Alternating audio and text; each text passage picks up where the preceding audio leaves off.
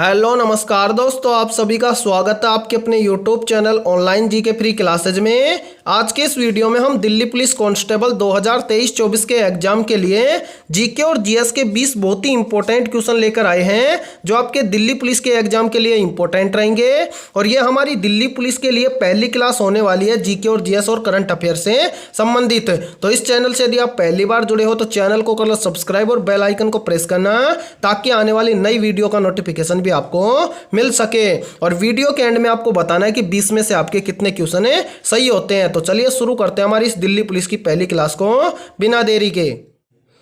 पहला प्रश्न है आप सभी के सामने, किस प्रकार की सरकार में दोहरी नागरिकता की एक महत्वपूर्ण विशेषता है? ऑप्शन ए है संसदीय सरकार में, ऑप्शन बी है संघीय सरकार में, ऑप्शन सी है एकात्मक सरकार में और ऑप्शन डी है सत्तावादी सरकार में। तो इन चारों में से आपको करेक्ट आंसर बताना है कि किस प्रकार की सरकार में दोहरी नागरिकता की एक महत्वपूर्ण विशेषता है। तो आप सभी का करेक्ट आंसर हो जाएगा ऑप्शन है बी, यानी कि जो संघीय सरकार है उसमें दोहरी नागरिकता की एक महत्वपूर्ण विशेषता है। तो करेक्ट आंसर हो जाएगा सभी बच्चों का ऑप्शन है बी। तो चलिए अगला प्रश्न देखते हैं।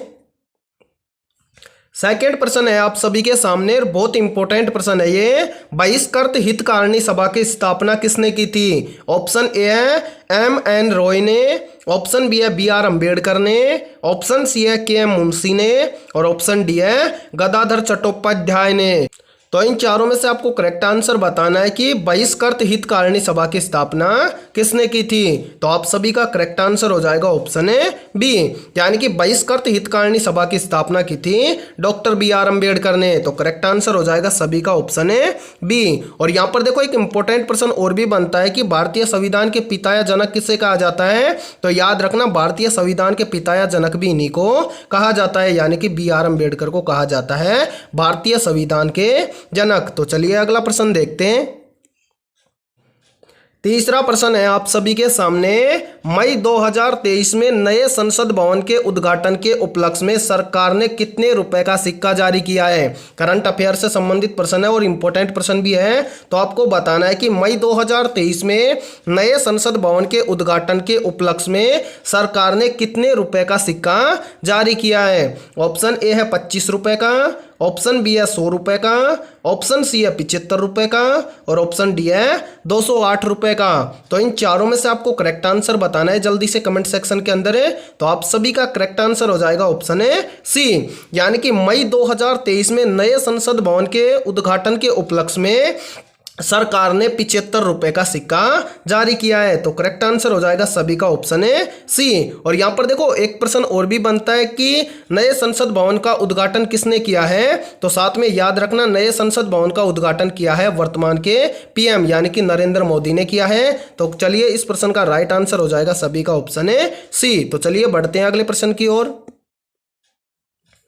चौथा प्रश्न है आप सभी के सामने, निम्नलिखित में से यूराल पर्वत अलग करता है? ऑप्शन ए है एशिया और यूरोप को, ऑप्शन बी है एशिया और अफ्रीका को, ऑप्शन सी है अफ्रीका और यूरोप को और ऑप्शन डी है अमेरिका और यूरोप को। तो इन चारों में से आपको करेक्ट आंसर बताना है कि जो यूराल पर्वत है ये किस किस को अलग करता है। तो आप सभी का करेक्ट आंसर हो जाएगा ऑप्शन है ए, यानी कि जो यूराल पर्वत है ये एशिया और यूरोप को अलग करता है। तो करेक्ट आंसर हो जाएगा सभी का ऑप्शन है ए। और अभी तक आपने इस वीडियो को लाइक नहीं किया है तो फटाफट से इस वीडियो को लाइक कर दो।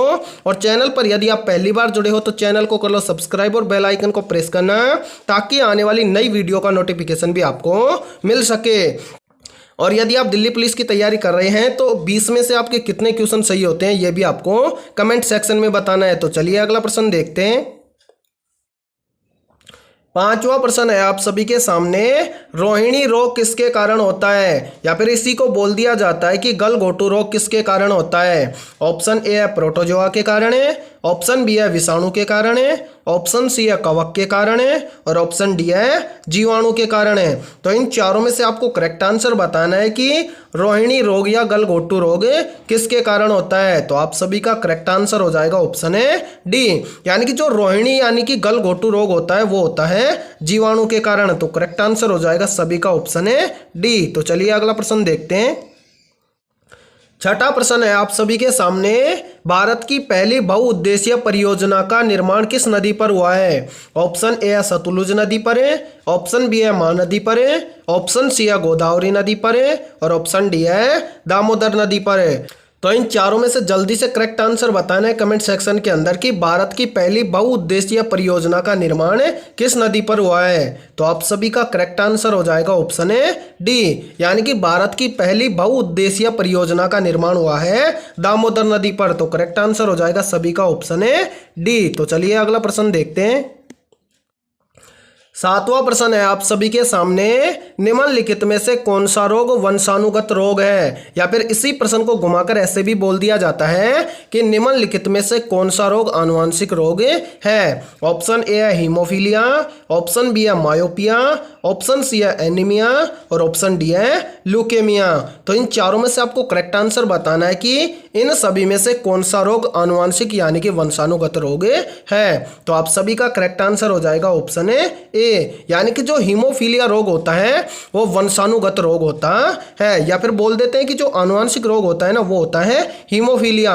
अब हीमोफीलिया क्या होता है? तो याद रखना, जिस भी व्यक्ति के हीमोफीलिया रोग हो जाता है उसके क्या होता है, जो ब्लड होता है ना उस ब्लड के अंदर रक्त का थक्का नहीं बनता है। यानी कि हीमोफीलिया रोगी व्यक्ति के यदि थोड़ी सी भी चोट लग जाए तो उसकी बॉडी से क्या होता है, ब्लड निकलना शुरू हो जाता है और उसका क्लोटिंग नहीं हो पाता है, वो होता है हीमोफीलिया रोग। तो राइट आंसर हो जाएगा सभी का ऑप्शन है ए। और यहाँ पर देखो थोड़ा सा इसके बारे में भी जान लो कि मायोपिया क्या होता है। तो निकट दृष्टि दोष के बारे में आपने जरूर सुना होगा। तो निकट दृष्टि दोष को बोला जाता है मायोपिया। यहाँ पर देखो एनीमिया क्या होता है? तो एनीमिया होता है लोहे की कमी से होने वाला रोग, यानी कि जो बॉडी के अंदर ब्लड होता है उस ब्लड के अंदर लोहे यानी कि आयरन की कमी हो जाती है, उसके कारण होता है एनीमिया रोग। अब यहां पर देखो कुछ इसके बारे में भी जान लो कि ल्यूकेमिया रोग क्या होता है। तो ये क्या होता है, ये होता है ब्लड कैंसर। तो इसको भी याद रखना। और इस प्रश्न का राइट आंसर हो जाएगा सभी का ऑप्शन है ए, यानी कि आनुवंशिक रोग होता है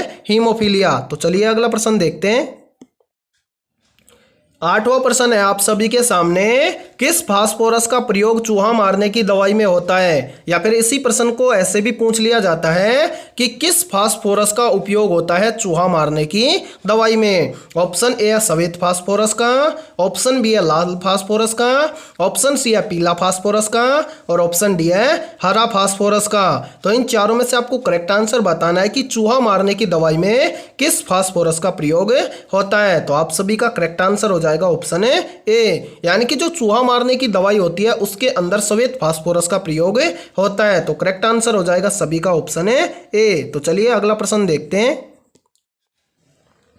9वां प्रश्न है आप सभी के सामने, निम्नलिखित में से कौन ऊष्मा का सबसे अच्छा चालक लेकिन विद्युत का सबसे खराब चालक होता है? या फिर इस प्रश्न को ऐसे भी पूछ लिया जाता है कि निम्नलिखित में से कौन सा पदार्थ ऊष्मा का सबसे अच्छा चालक होता है लेकिन विद्युत का खराब चालक होता है? तो आपको बताना है। आप सभी के सामने ऑप्शन ए है एस्बेस्टस, ऑप्शन बी है अभ्रक, ऑप्शन सी है पैराफिन मोम और ऑप्शन डी है इनमें से कोई नहीं। तो इन चारों में से आप सभी का करेक्ट आंसर हो जाएगा ऑप्शन है बी, यानी कि जो अभ्रक होता है ये ऊष्मा का सबसे अच्छा चालक होता है लेकिन विद्युत का सबसे खराब चालक होता है। तो करेक्ट आंसर हो जाएगा सभी का ऑप्शन है बी। और यहाँ पर एक प्रश्न और भी पूछ लिया जाता है कि अभ्रक का भारत में या अभ्रक के उत्पादन में भारत का कौन सा स्थान है? तो याद रखना अभ्रक के उत्पादन में भारत का प्रथम स्थान है। तो करेक्ट आंसर हो जाएगा सभी का ऑप्शन है बी। तो चलिए अगला प्रश्न देखते हैं।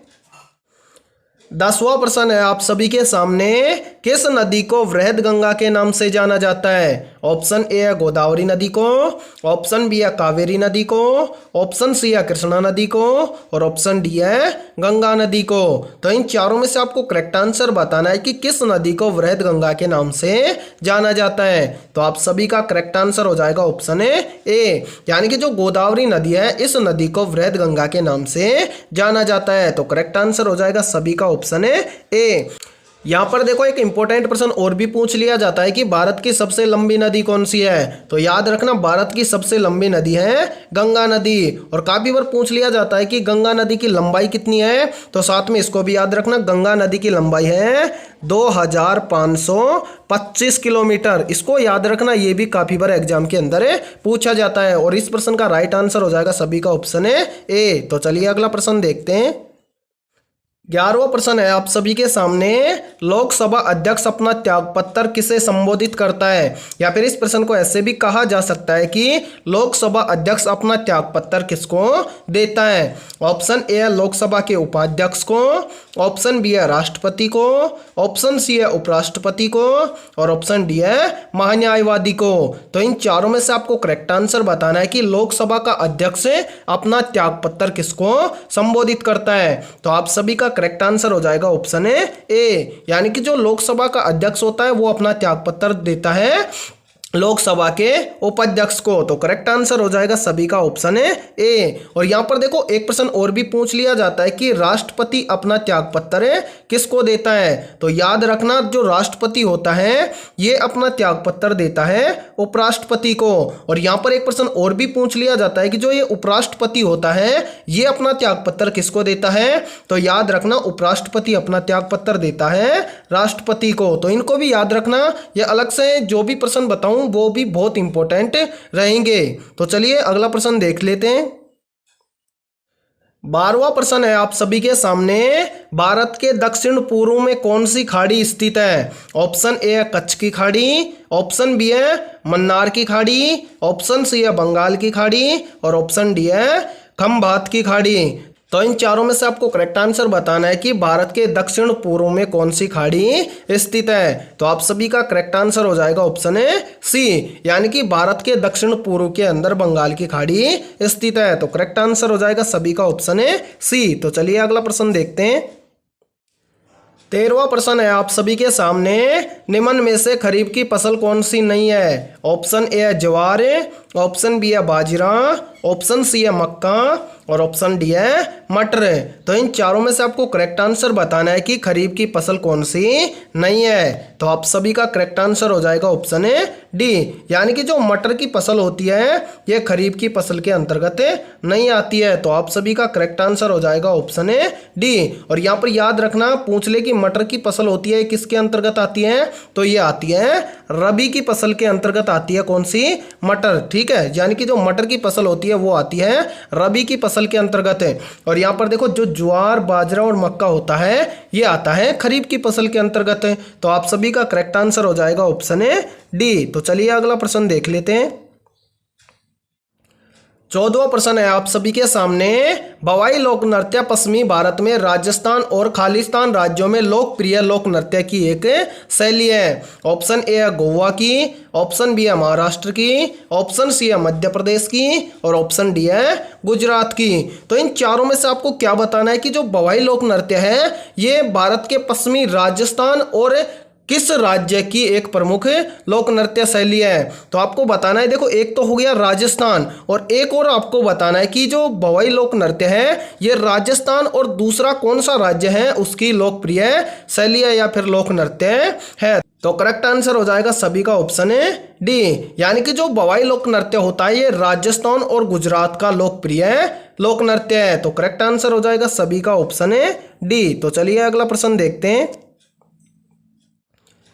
15वां प्रश्न है आप सभी के सामने, संविधान के किस संशोधन के अनुसार 6 से 14 वर्ष की आयु के बच्चों के लिए शिक्षा मौलिक अधिकार बन गई है? ऑप्शन ए है 86वें संविधान संशोधन के अधिनियम के अंतर्गत, ऑप्शन बी है 44वें संविधान संशोधन के अधिनियम के अंतर्गत, ऑप्शन सी है 79वें संविधान संशोधन अधिनियम के अंतर्गत और ऑप्शन डी है 101वें संविधान संशोधन अधिनियम के अंतर्गत। तो आपको करेक्ट आंसर बताना है कि किस संविधान संशोधन के अनुसार 6 से 14 वर्ष की आयु के बच्चों के लिए जो शिक्षा है वो मौलिक अधिकार बन गई है। तो आप सभी का करेक्ट आंसर हो जाएगा ऑप्शन ए, यानी कि जो 86वां संविधान संशोधन अधिनियम है इसके अनुसार 6 से 14 वर्ष की आयु के बच्चों के लिए शिक्षा एक मौलिक अधिकार बन गई है। तो करेक्ट आंसर हो जाएगा सभी का ऑप्शन ए। और इंपॉर्टेंट प्रश्न है, चाहे तो आप इस प्रश्न का स्क्रीनशॉट भी ले सकते हैं। तो चलिए अगला प्रश्न देखते हैं। 16वां प्रश्न है आप सभी के सामने, भारत में प्रति वर्ष अल्पसंख्यक अधिकार दिवस कब मनाया जाता है? ऑप्शन ए है 5 सितंबर को, ऑप्शन बी है 23 नवंबर को, ऑप्शन सी है 18 दिसंबर को और ऑप्शन डी है 18 जुलाई को। तो इन चारों में से आपको करेक्ट आंसर बताना है कमेंट सेक्शन के अंदर है कि भारत में प्रति वर्ष अल्पसंख्यक दिवस कब मनाया जाता है। तो आप सभी का करेक्ट आंसर हो जाएगा ऑप्शन है सी, यानी कि भारत में प्रति वर्ष अल्पसंख्यक अधिकार दिवस मनाया जाता है 18 दिसंबर को। तो करेक्ट आंसर हो जाएगा सभी का ऑप्शन है सी। तो यहाँ पर याद रखना 5 सितंबर को मनाया जाता है शिक्षक दिवस और इस प्रश्न का राइट आंसर हो जाएगा सभी का ऑप्शन है सी। और अभी तक आपने हमारे इस चैनल को सब्सक्राइब नहीं किया है तो फटाफट से इस चैनल को सब्सक्राइब कर लो और साथ में बेल आइकन को प्रेस करना ताकि आने वाली दिल्ली पुलिस के एग्जाम से संबंधित आपको हर वीडियो का नोटिफिकेशन सबसे पहले मिल सके। तो चलिए अगला प्रश्न देखते हैं।